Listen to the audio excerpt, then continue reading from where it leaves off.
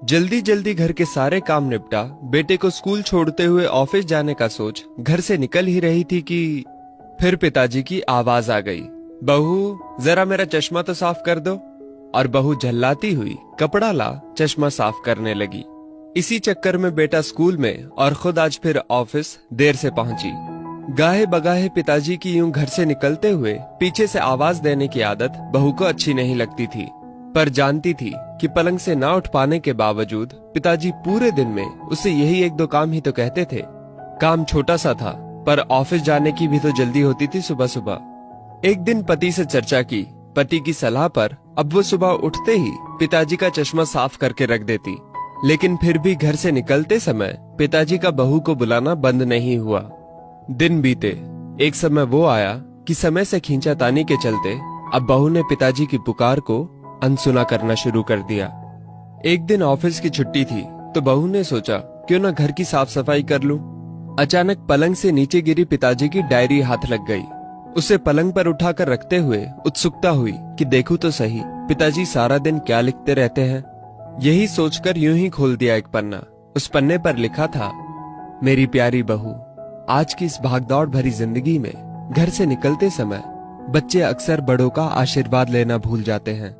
बस इसीलिए जब तुम चश्मा साफ कर मुझे देने के लिए झुकती हो तो मैं मन ही मन अपना हाथ तुम्हारे सिर पर रख देता।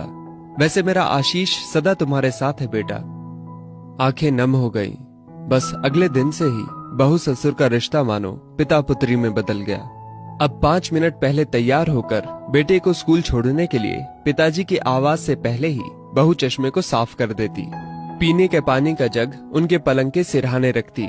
जाते समय लाड़ प्यार से 2-4 वाक्यों में सारे दिन की हिदायतें देती।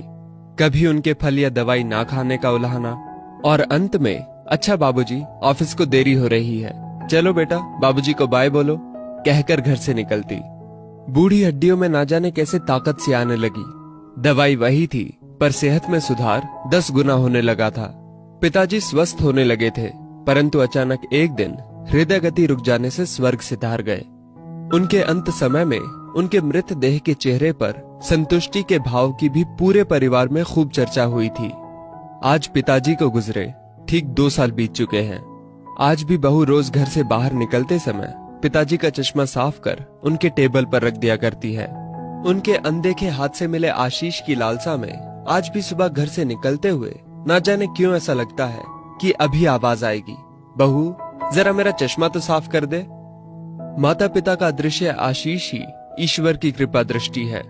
जीवित माता पिता की सेवा मरणोपरांत किए गए पितृ कर्म से कहीं अधिक उत्तम है। जीवन में हम बहुत कुछ महसूस नहीं कर पाते, और जब तक महसूस करते हैं तब तक वो हमसे बहुत दूर जा चुका होता है। आइए इन बूढ़े वृक्षों को जल रूपी स्नेह तथा सेवा रूपी खाद से संजोकर फिर से युवा, स्वस्थ तथा हरा भरा करने का प्रयास करें। दोस्तों, इस वीडियो को लेकर आपकी क्या राय है नीचे कमेंट करके जरूर बताइएगा। और अगर आपको ये वीडियो अच्छी लगी हो तो इस वीडियो को लाइक करिएगा, शेयर करिएगा ज्यादा से ज्यादा लोगों तक।